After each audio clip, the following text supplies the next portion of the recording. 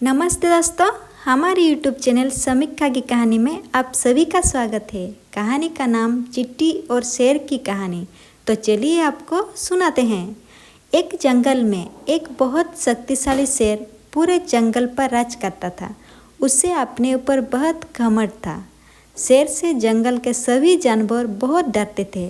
एक दिन शेर जंगल में घूम रहा था, तभी उसे एक चींटियों की लाइन दिखाई दी।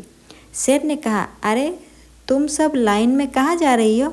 चींटी ने कहा, हम सब खाने की तलाश में जा रहे हैं।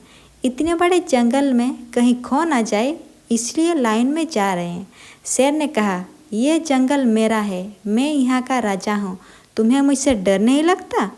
चींटी ने कहा, हमें कैसा डर, आप बड़े जानवरों को खा सकते हो, इसीलिए वो आपसे डरते होंगे, हमें तो आप खा नहीं सकते।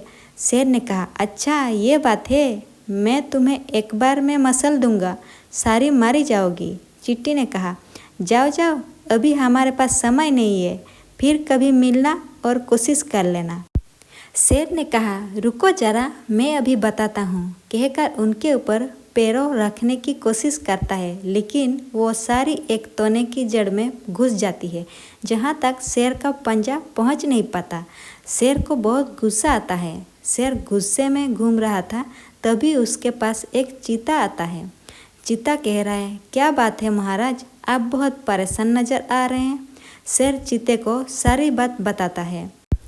चीता ने कहा, बस महाराज, इतनी सी बात, इन चींटियों को सबक सिखाने का उपाय मैं आपको बता दूंगा, लेकिन ये चींटियों वाली बात आप किसी को मत बताना, नहीं तो जंगल के बाकी जानवर आपसे डरना बंद कर देंगे। इससे आपका नुकसान तो होगा ही, साथ ही मेरा भी नुकसान हो जाएगा। आपका बचा हुआ भोजन मुझे मिल जाता है। शेर ने कहा, वह सब छोड़, पहले ये बता करना क्या है। चीता ने कहा, पास ही एक पेड़ पर मधुमक्खी का छत्ता है, वहाँ से थोड़ा सा शहद ले आते हैं। उस शहद को एक पत्ते पर रखकर मैदान में रख देंगे। जब मैदान में चींटियाँ उसे खाने आएगी तो आप पैरों से उन्हें मसल देना। शेर ने कहा, लेकिन इतनी ऊपर से शहद कैसे उतारेगा? चीता ने कहा, महाराज, मैं शहद की मक्खी से शहद मांग लूँगा। शेर ने कहा, ठीक है, कल सुबह शहद लेकर मैदान में पहुँच जाना। चीता शहद की मक्खी के पास जाता है।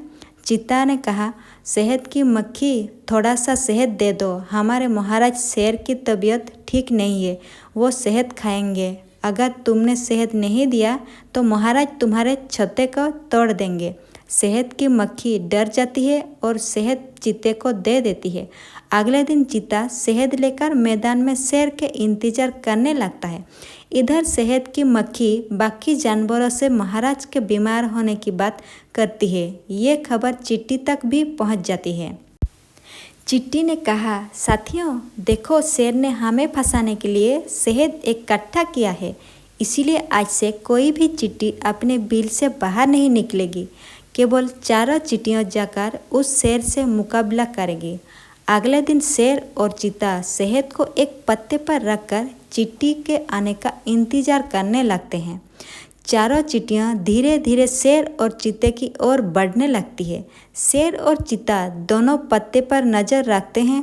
दो चींटी चुपचाप शेर और चीते के ऊपर चढ़ जाती है और उनके कान के अंदर जाकर काट लेती है।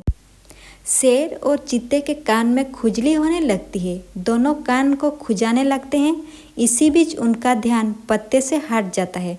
उसके बाद चारों चींटियां उस पत्ते को उठाकर मैदान से दूर पेड़ की जड़ में अपने बिल में पहुंच जाती है। शेर और चीता दोनों बहुत देर तक कान खुजाते रहते हैं। जब उन्हें थोड़ा सा ध्यान आता है तो वो देखते हैं कि ना वहाँ पत्ता है ना शहद। ये देखकर शेर समझ जाता है कि चींटियों से जीतना उसके बस की बात नहीं। शेर चींटी के बिल के पास पहुंच जाता है। शेर ने कहा, बहन, मुझे माफ़ कर दो, तुम छोटी होकर भी मुझसे जीत गई, अब मैं कभी घमंड नहीं करूँगा।